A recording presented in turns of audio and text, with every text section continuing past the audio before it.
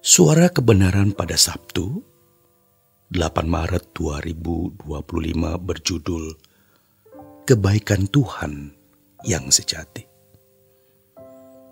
Saudaraku, dalam Injil Yohanes pasal yang ke-6 ayat 26 firman Tuhan berkata,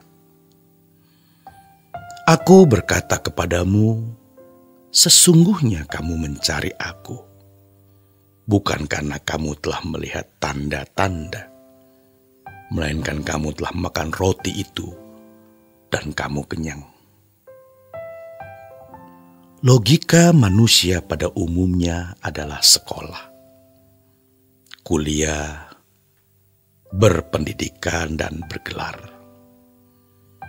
lalu mencari nafkah, menemukan pasangan hidup, membangun karir, membesarkan perusahaan, punya anak menjadi besar, cari mantu, punya cucu, jaga cucu, dan seterusnya. Dan itu sudah menjadi gaya hidup yang tidak bisa diubah. Tuhan pun dipakai untuk mempertahankan eksistensi itu. Maka muncullah dukun-dukun di dalam gereja. Mereka tidak pakai nama setan tentunya, tapi pakai nama Tuhan Yesus. Dan yang mengerikan, Tuhan sering seakan-akan diam. Itulah cara beragama dan itu sudah merajalela. Hari ini banyak gereja yang tidak beda dengan agama lain. Sistem keberagamaan sudah masuk dalam lingkungan gereja. Apakah itu yang diajarkan oleh Tuhan Yesus? Pelayanan diartikan dengan kegiatan-kegiatan, sementara fokus manusianya diabaikan. Karena mereka menganggap manusianya sudah beres. Tuhan Yesus sudah mati di kayu salib, ditebus. Kalau mati masuk surga, ini salah, keliru, dan sesat. Keadaan ini sungguh memprihatinkan. Kalau kita punya prinsip the only world I have is Jesus, maka cara kita mencari Tuhan pasti berbeda. Perjuangan kita juga pasti berbeda. Selama ini Tuhan sering hanya dikasih remah-remah. Tentu tidak semua seperti itu, sebab ada yang sudah mulai fokus menjadi militan.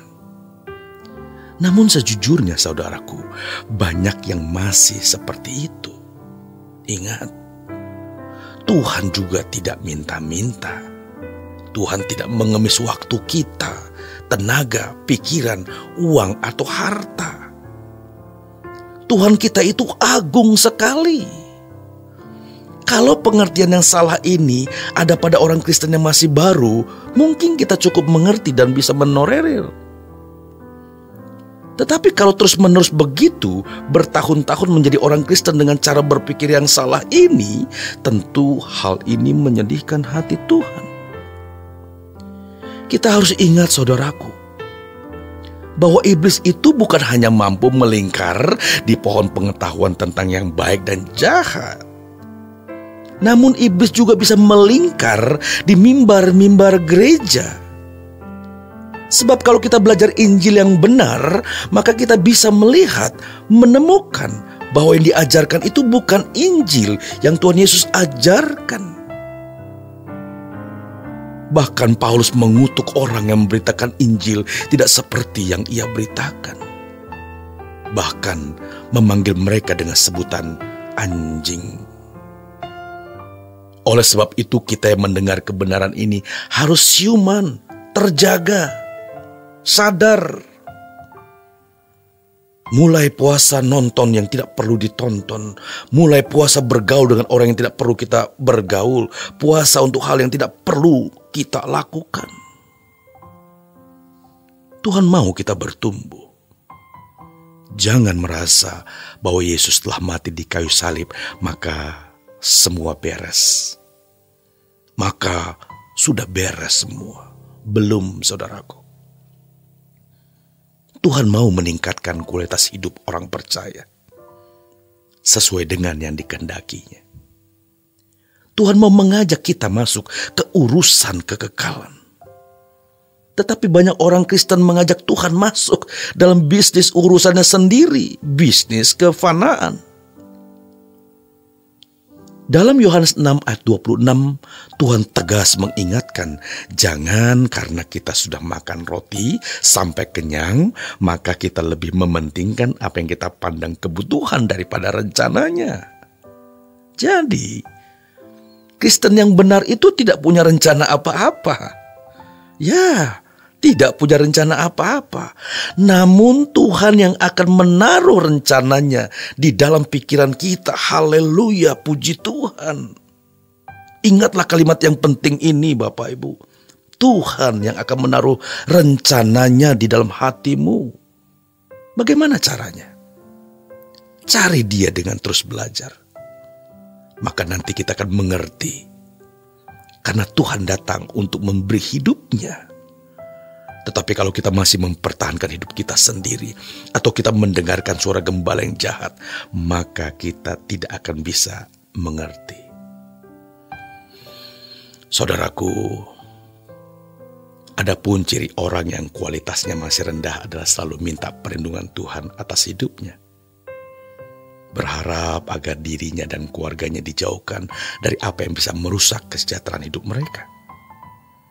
Bagi orang-orang seperti ini, segala sesuatu yang merusak cita-cita dan keinginan mereka adalah malapetaka. Sebab yang dipandang malapetaka itu semua yang mengurangi apa yang dianggap mereka sebuah hidup yang nyaman, aman, dan bahagia. Maka Tuhan dipakai untuk melindunginya. Perlindungan Tuhan kita memang butuhkan, itu pasti. Namun coba kita berpikir sejenak saudaraku. Seandainya Ayub tidak dirontokkan Tuhan, Ayub tidak akan pernah muncul seperti emas. Ayub dibersihkan Tuhan, diloloskan dari malapetaka kekal melalui malapetaka hidup. Dan ini adalah bentuk perlindungan Tuhan bagi Ayub. Jadi kalau kita berkata, Tuhan lindungi saya supaya nggak ada masalah ini, nggak ada masalah itu berarti kita belum mengerti, belum memahami. Tentu sebaliknya, kalau boleh dan seharusnya kita tidak perlu mendapatkan malapetaka, saudaraku. Ya, sebab kita sadar dengan sendirinya. Tetapi daripada kita jatuh ke jurang, maka Tuhan timpuk kita dengan masalah supaya kita sadar. Dan ini akan menjadi kenangan abadi waktu kita nanti di kekekalan. Ya, kenangan abadi. Sehingga setelah menyelesaikan semua pergumulan itu, dia berkata, hanya dari kata orang saja aku mendengar tentang engkau. Ayub berkata kembali, tetapi sekarang mataku sendiri memandang engkau, puji Tuhan. Banyak orang hendak membuktikan kebaikan Tuhan dengan cara atau modelnya sendiri. Tetapi Tuhan mengajarkan kita lewat sebuah masalah di mana Ia membuktikan kebaikannya dalam hidup kita. Kalau hanya hal dapat jodoh, punya rumah, anak-anak sukses, itu belumlah kebaikan Tuhan. Karena hal itu juga bisa diberikan kepada semua manusia. Namun saudaraku, apabila kita melihat Tuhan sendiri, mengenal Dia, bertumbuh di dalam kebenaran, sampai bisa layak masuk dalam kerajaan Bapa, sampai layak masuk dalam kerajaan surga, sampai masuk dalam keluarga kerajaan Allah, itulah kebaikan Tuhan yang sejati. Selama berjuang saudaraku, Tuhan Yesus memberkati.